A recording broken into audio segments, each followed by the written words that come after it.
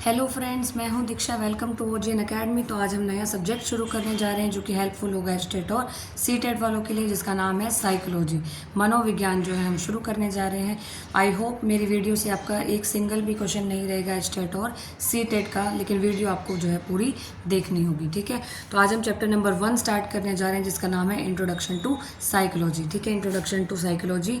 ठीक है, तो देखिए सबसे पहले इंट्रोडक्शन टू साइकोलॉजी में हम देखेंगे। सबसे पहले देखिए, सबसे पहले मनोविज्ञान को क्या कहा गया। सबसे पहले कहा गया स्टडी ऑफ सोल, यानी कि आत्मा का अध्ययन कहा गया। सबसे पहले जो है मनोविज्ञान को क्या कहा गया, आत्मा का अध्ययन। ठीक है, आत्मा का अध्ययन शुरुआत में बिगिनिंग में कहा गया, आत्मा का अध्ययन।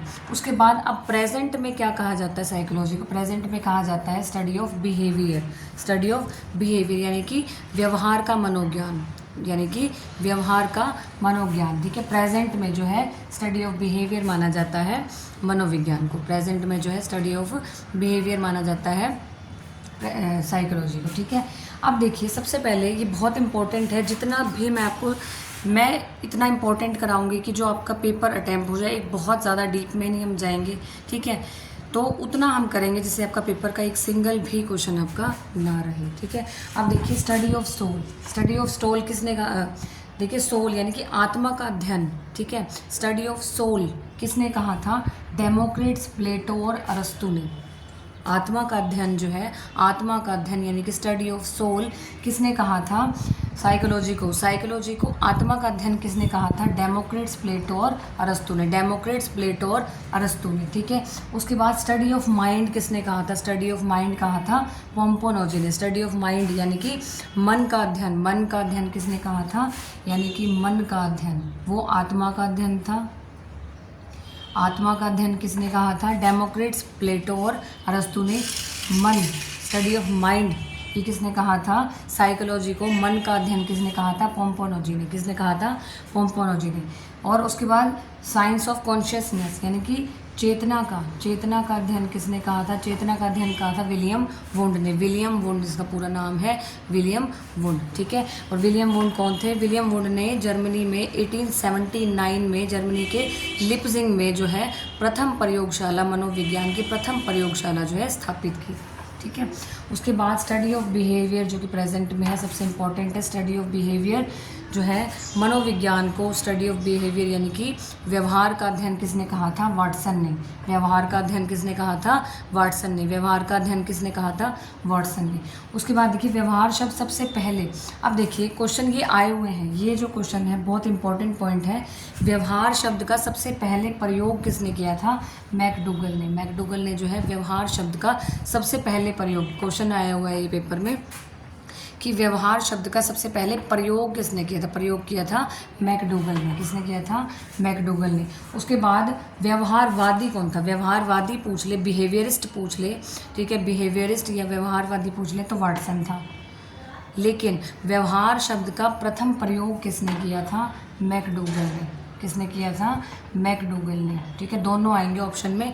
ठीक है, तो अगर आ जाए सबसे पहले प्रयोग किसने किया, व्यवहार शब्द का सबसे पहले प्रयोग तो किया मैकडूगल ने, लेकिन व्यवहारवादी कौन थे, वाटसन। व्यवहारवादी कौन है, वाटसन। ठीक है, उसके बाद है फादर ऑफ एजुकेशनल साइकोलॉजी। ठीक है, एजुकेशनल साइकोलॉजी के फादर कौन है, थॉर्नडाइक। कौन है, थॉर्नडाइक। एजुकेशनल साइकोलॉजी के जो फादर हैं वो है थॉर्नडाइक।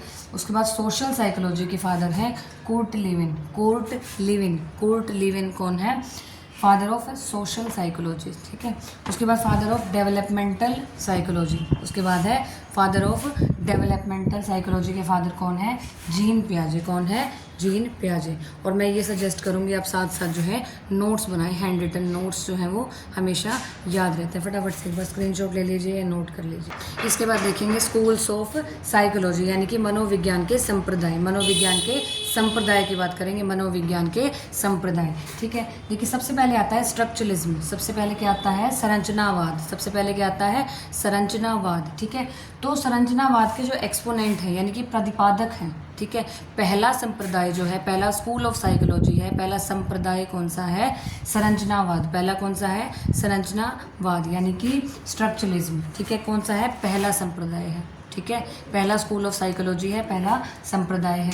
ठीक है, इसके जो प्रतिपादक हैं, इस संप्रदाय के एक्सपोनेंट यानी प्रतिपादक हैं, वो हैं विलियम वुंड। कौन है? William wound. तो आपको क्या याद रखना है? इन संप्रदायों के प्रतिपादकों का नाम याद रखना है, यानी कि एक्सपोनेंट का नाम याद रखना है। ठीक है, मतलब ये किसने दिए मेथड। ठीक है, समझ गए होगे ये मेथड किसने दिए। ठीक है, और अब देखिए ये क्वेश्चन आ जाता है कि एक्सपेरिमेंटल साइकोलॉजी का या प्रैक्टिकल साइकोलॉजी का या फिर रियल साइकोलॉजी का। ठीक है, ठीक है, इनके जो फादर हैं वो कौन है? William wound. बहुत इंपॉर्टेंट है साइकोलॉजी में विलियम वुंड। ठीक है, तो father of experimental psychology, practical psychology and real psychology कौन है? William wound. कौन है? William wound. उसके बाद आता है फंक्शनलिज्म, यानी कि प्रकार्यवाद। उसके बाद क्या आता है? फंक्शनलिज्म यानी कि प्रकार्यवाद। ठीक है, इसके प्रतिपादक कौन है? William James. ठीक है, इसके प्रतिपादक कौन है, मतलब किसने दिया जो है फंक्शनलिज्म? विलियम जेम्स ने। ये मेथड किसने दिया? विलियम जेम्स ने। ठीक है, ये संप्रदाय जो है किसने दिया? विलियम जेम्स ने। ठीक है, फंक्शनलिज्म याद रखेंगे विलियम जेम्स ने दिया, एक्सपेरिमेंट स्ट्रक्चरलिज्म जो दिया था वो वुंड ने दिया था। उसके बाद बिहेवियरिज्म यानी कि व्यवहारवाद, व्यवहारवाद के प्रतिपादक कौन है? वॉटसन। ठीक है, बिहेवियरिज्म यानी कि व्यवहारवाद के जो प्रतिपादक हैं वो कौन है? वॉटसन है। ठीक है, और अदर स्पोर्टर भी हैं बिहेवियरिज्म के जो है, और स्पोर्टर भी हैं जैसे कि थॉर्नडाइक, पेवलोव और स्किनर, यानी कि जैसे कि थॉर्नडाइक, पेवलोव और स्किनर। ठीक है, उसके बाद आते हैं गेस्टाल्ट साइकोलॉजी, गेस्टाल्टवादी। ठीक है, गेस्टाल्टवादी कौन कौन थे? वर्दीमर, कोहलर और कोफका। ठीक है, क्वेश्चन ऐसे आ जाता है, 4 नाम दे देंगे, इनमें से कौन सा जो है गेस्टाल्टवादी नहीं है? तो गेस्टाल्ट साइकोलॉजी जो है किसने दी थी? वर्दीमर, कोहलर और कोफका ने। वर्दीमर, कोहलर और कोफका ने। ठीक है, उसके बाद कॉग्निटिव साइकोलॉजी, संज्ञानात्मक मनोविज्ञान किसने दिया था? पियाजे ने। किसने दिया था? पियाजे ने। ठीक है, कॉग्निटिव साइकोलॉजी किसने दिया था? पियाजे ने। उसके बाद है साइकोएनालिटिज्म। ठीक है, उसके बाद है साइकोएनालिटिज्म, वो दिया था सिगमंड फ्राइड ने। साइकोएनालिटिज्म जो है किसने दिया था? सिगमंड फ्राइड ने। ठीक है, साइकोएनालिटिक कौन था? Sigmund Freud. इंपॉर्टेंट है। ह्यूमनिज्म यानी कि मानवतावाद किसने दिया था? मानवतावाद संप्रदाय जो है दिया गया था मैस्लो के द्वारा। मानवतावाद संप्रदाय जो है किसने दिया था? किसके द्वारा दिया गया था? मैस्लो के द्वारा। किसके द्वारा दिया गया था? मैस्लो के द्वारा। सबसे पुराना मेथड कौन सा है साइकोलॉजी का? सबसे पुराना मेथड बहुत इंपॉर्टेंट है, ये आपका एचटेट में आया हुआ क्वेश्चन है कि सबसे पुराना ओल्डेस्ट मेथड आ जाएगा साइकोलॉजी का। ओल्डेस्ट मेथड कौन सा है? इंट्रोस्पेक्शन। कौन सा है? इंट्रोस्पेक्शन, यानी कि अंतर्निरीक्षण। मतलब अंतर्निरीक्षण मतलब हम जो है अपने आप से ही, अपने आप को ही जानना, अपने आप का ही निरीक्षण करना, वो होता है इंट्रोस्पेक्शन मेथड, यानी कि अंतर्निरीक्षण मेथड। ठीक है, तो अंतर्निरीक्षण मेथड जो है इंट्रोस्पेक्शन मेथड, यानी कि अपने आप को ही जानना, अपने आप का निरीक्षण करना। ठीक है, तो ओल्डेस्ट मेथड ऑफ साइकोलॉजी आया हुआ क्वेश्चन है, बहुत इंपॉर्टेंट है। कौन सा है? इंट्रोस्पेक्शन। मेरी वीडियो से आपका सिंगल भी एचटेट और सीटेट का क्वेश्चन आपका नहीं रहेगा, बट वीडियो आपको ध्यान से समझ के जो है वो पेपर करना होगा। ठीक है, तो सबसे पुराना मेथड कौन सा हो जाएगा साइकोलॉजी का?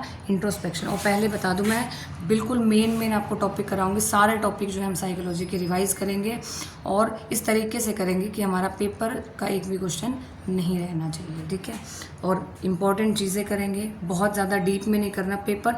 अगर किसी को पेपर अटैम्प्ट करना होता है तो स्मार्ट वे से आई थिंक करना चाहिए कि आपका एक भी क्वेश्चन जो है ना रहे। ठीक है, तो जो है संप्रदाय एक बार फिर से रिवाइज कर लेते हैं।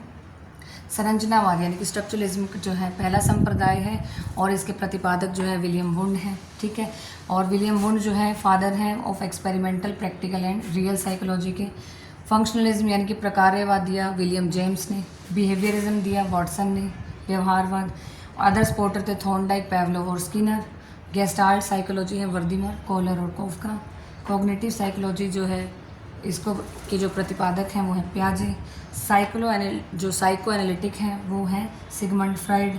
उसके बाद मानवतावाद संप्रदाय दिया मैस्लो ने। सबसे पुराना मेथड साइकोलॉजी का कौन सा है? इंट्रोस्पेक्शन मेथड, यानी कि अंतर्निरीक्षण मेथड, यानी कि अपना खुद का स्वयं का निरीक्षण करना। फटाफट से नोट कर लीजिए या स्क्रीनशॉट ले लीजिए। तो ये था आपका चैप्टर नंबर 1, ये आपका कंप्लीट हो गया। अब देखेंगे हम चैप्टर नंबर 2 जिसका नाम है चाइल्ड डेवलपमेंट। तो चलिए स्टार्ट करते हैं चैप्टर नंबर 2 जिसका नाम है चाइल्ड डेवलपमेंट। क्या है? Child development. ठीक है, सबसे पहले हम देखेंगे डेवलपमेंट के प्रिंसिपल। ठीक है, तो देखिए ये चीज़ ध्यान देखिए, जो आपको करवाया जा रहा है बहुत इंपॉर्टेंट है, चाहे आपको बोर्ड पे कराया जाए या फिर अब देखिए जो चैप्टर बहुत लेंथी है उसको मैं ऐसे कवर कराऊंगी ताकि आपका जो सिलेबस है वो टाइम से कंप्लीट हो जाए। ठीक है, लेकिन जो इन्फॉर्मेशन रहेगी वो इतनी इंपॉर्टेंट है कि आपका एक भी क्वेश्चन जो है नहीं रहेगा, स्पेशली एचटेट एंड सीटेट। ठीक है, जितने भी एचटेट और सीटेट के विद्यार्थी हैं उनका एक भी क्वेश्चन नहीं रहेगा।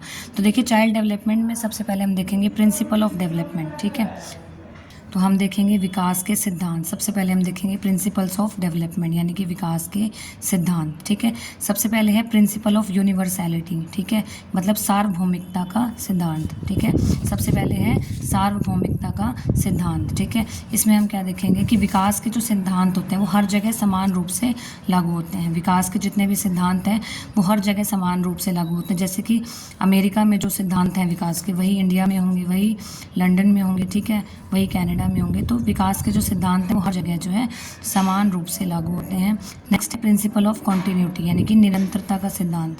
ठीक है, निरंतरता का सिद्धांत क्या कहता है कि जो विकास की प्रक्रिया है वो गर्भाधान से शुरू होती है और मृत्यु तक चलती रहती है। ठीक है, मतलब विकास की प्रक्रिया है गर्भाधान से अगर शुरू हुई तो मृत्यु तक चलती रहेगी। उसके बाद आता है प्रिंसिपल ऑफ इंडिविजुअल डिफरेंसेस यानी कि व्यक्तिगत विभिन्नता का सिद्धांत। व्यक्तिगत विभिन्नता का सिद्धांत यानी कि देखिए, चाहे विकास के सिद्धांत हर जगह समान रूप से लागू हों लेकिन व्यक्तिगत विभिन्नता तो रहेगी ना, यानी कि विकास के जो विभिन्न चरणों में व्यक्तिगत अंतर मौजूद होते हैं। ठीक है, तो विकास होगा वो व्यक्ति व्यक्ति के हिसाब से जो है अलग होगा। ठीक है, उसके बाद है प्रिंसिपल ऑफ यूनिफॉर्म पैटर्न मतलब एक रूपता। चाहे व्यक्तिगत विभिन्नताएं हों, ठीक है, लेकिन उनके भिन्नता के बावजूद भी विकास की जो प्रक्रिया है उसमें एकता होती है। ठीक है, विकास की प्रक्रिया में क्या होती है? एकता होती है। ठीक है, जैसे सभी बच्चे जो हैं चाहे इंडिया के हों कनाडा के हों, ठीक है, सबसे पहले वो जो है कूइंग करेंगे, बैबलिंग करेंगे, उसके बाद जो है कोई दांत निकालेगा, कोई चलना सीखेगा, तो जो प्रक्रिया है वो तो एक ही रहेगी ना।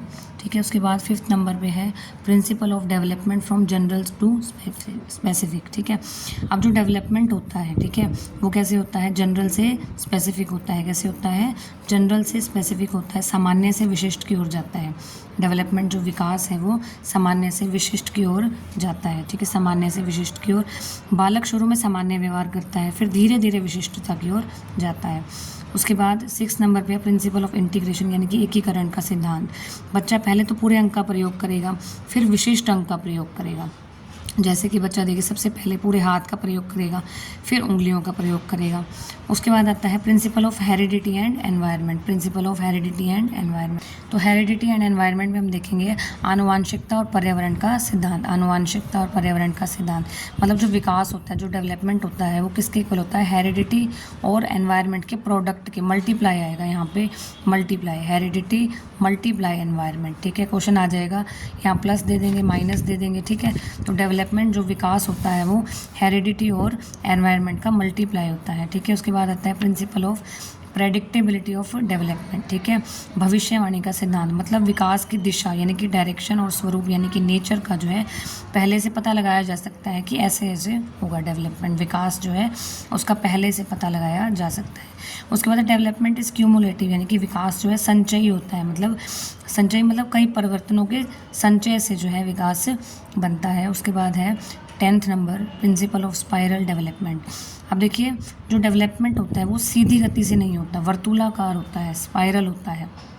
सीधे चलकर कोई भी इंसान जो है एक जैसी गति से विकास को जो है प्राप्त नहीं हो सकता, तो वर्तुलाकार नियम होता है, वर्तुलाकार विकास का सिद्धांत कि इस तरीके से स्पाइरल जो है डेवलपमेंट होगा। Principle of direction of development मतलब विकास की दिशा का सिद्धांत, ये बहुत इंपॉर्टेंट है, ये आपको जो है नोट कर लेना है, इंपॉर्टेंट है। सेफलोकॉर्डल डायरेक्शन सबसे पहले मस्तकाधोमुखी दिशा यानी कि सिर से पैर की तरफ आ जाए डायरेक्शन ऑफ डेवलपमेंट तो सेफलोकॉर्डल। ठीक है, सिर से पैर यानी कि हेड टू टो आ जाए तो सेफलोकॉर्डल। प्रोक्सिमो डिस्टल यानी कि समीपस्थ आ जाए, केंद्र से बाहर की ओर आ जाए तो प्रोक्सिमो डिस्टल। उसके बाद आता है principle of interaction of maturation and learning. Principle of interaction of maturation and learning, परिपक्वता व अधिगम का सिद्धांत। ठीक है, इसका मतलब ये है कि जो विकास जो है परिपक्वता और अधिगम दोनों से ही जो है आता है। उसके बाद 13 नंबर पे है principle of different rate of growth and development in male and female. बहुत इंपॉर्टेंट है, क्वेश्चन आया हुआ है कि लड़कों की तुलना में लड़कियां जो है पहले एडोलेसेंस यानी कि किशोरावस्था में प्रवेश करती हैं। लड़कों की तुलना में लड़कियां पहले किशोरावस्था में प्रवेश करती हैं। उसके बाद है अर्ली फाउंडेशन जो है वो क्रिटिकल होते हैं लेटर डेवलपमेंट के लिए, मतलब विकास के जो आरंभिक बुनियाद होती है वो बाद के लिए भी महत्वपूर्ण होती है। कौन सी? विकास की आरंभिक बुनियाद। उसके बाद है स्टेजेस ऑफ डेवलपमेंट। उसके बाद करेंगे स्टेजेस ऑफ डेवलपमेंट। तो मैं ये कहूँगी आप जो है अपने हाथों से नोट्स बनाइएगा, एक एक पॉइंट लिखेंगे, तभी जो है हमारे माइंड में वो ज़्यादा टाइम के लिए रह पाएंगे। तो हम देखेंगे स्टेजेस ऑफ डेवलपमेंट, बहुत इंपॉर्टेंट है, इससे क्वेश्चन ज़रूर आते हैं, 100% क्वेश्चन आते हैं। ठीक है, तो सबसे पहले है इन्फेंसी। ठीक है, शैशवावस्था की बात करेंगे। इन्फेंसी जो कि 0 से 2 साल का पीरियड होता है, फिर चाइल्डहुड और फिर एडोलेसेंस। ठीक है, चाइल्डहुड और एडोलेसेंस। ठीक है, बाल्यावस्था और किशोरावस्था, शैशवावस्था, बाल्यावस्था और किशोरावस्था। तो इन्फेंसी, सबसे पहले इन्फेंसी देखेंगे। शैशवावस्था की बात करेंगे 0 से 2 साल, 0 से 2 साल जो है होती है इन्फेंसी पीरियड। इसमें देखो लैक मोरालिटी यानी कि नैतिकता का अभाव होता है। इन्फेंसी में नैतिकता का अभाव होता है। इंस्टिंक्ट बिहेवियर यानी कि जो मूल प्रवृत्तियाँ हैं, ठीक है, वो देखने को मिलती हैं इन्फेंसी पीरियड में। मूल प्रवृत्तियों की बात का हम करेंगे। ठीक है, और इरेशनल थिंकिंग, उस समय जो चिंतन होता है वो अतार्किक होता है, तर्क नहीं होता कोई भी चिंतन में। उसके बाद होती है रिपीटेशन, पुनरावृत्ति करते हैं शैशवावस्था में बच्चे। रिपीटेशन यानी कि पुनरावृत्ति करते हैं। इमिटेशन यानी कि इमिटेट करेंगे, नकल करेंगे। ठीक है, नकल करके जो है काम करेंगे। फिर है सेल्फ लव। ठीक है, अब देखिए इन्फेंसी पीरियड में सेल्फ लव जो है, नार्सिज्म जो है, फ्राइड ने नार्सिज्म का नाम दिया है, स्वप्रेम का नाम दिया है।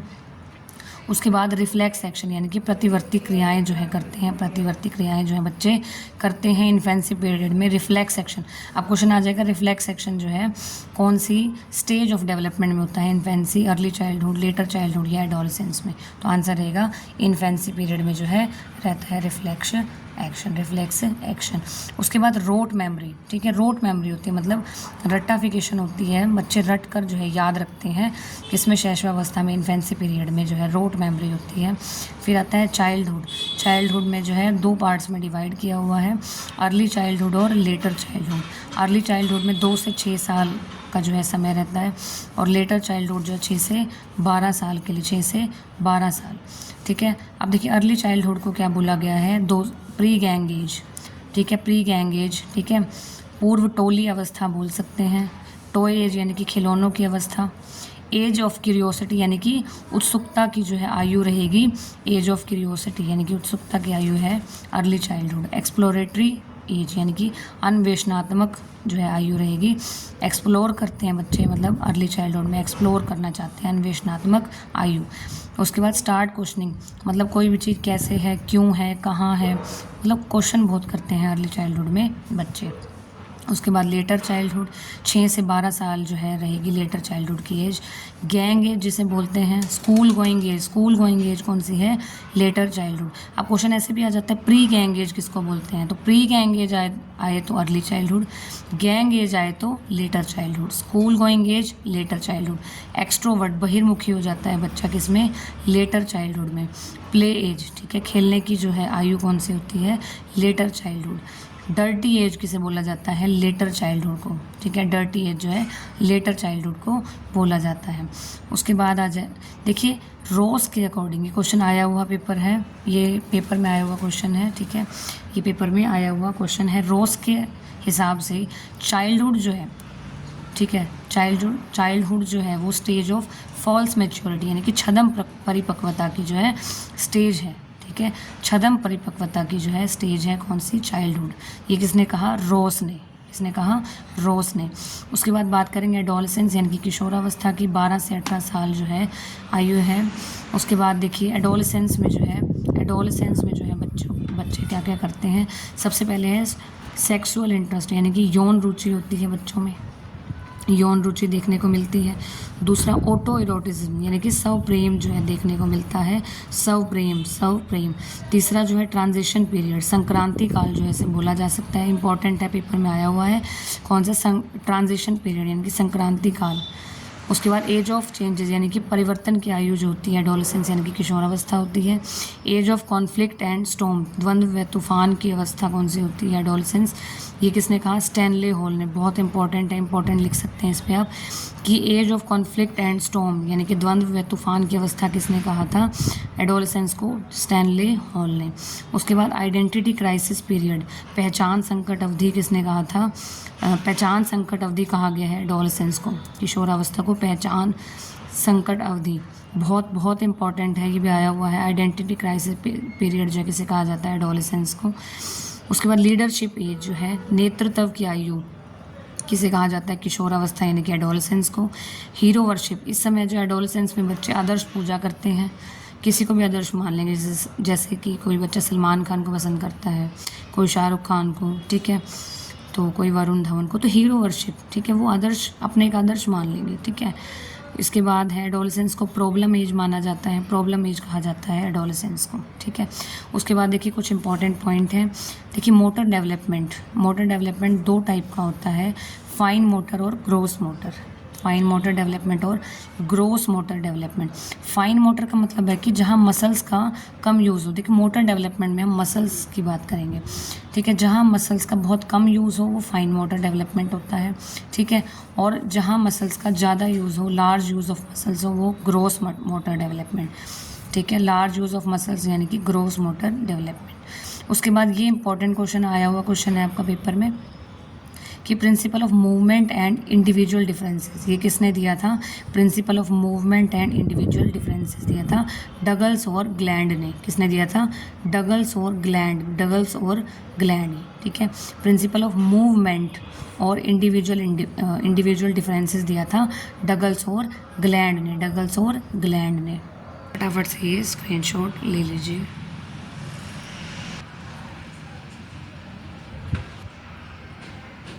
तो यहीं कंप्लीट होते हैं आपका चैप्टर नंबर 1 और चैप्टर नंबर 2, ठीक है। चैप्टर नंबर 1 हमने कंप्लीट किया, इंट्रोडक्शन टू साइकोलॉजी, और सेकंड चैप्टर था आपका चाइल्ड डेवलपमेंट। आई होप आपको आज की वीडियो अच्छी लगी होगी। तो मिलते हैं नेक्स्ट वीडियो में नेक्स्ट चैप्टर के साथ। तब तक के लिए बाय बाय।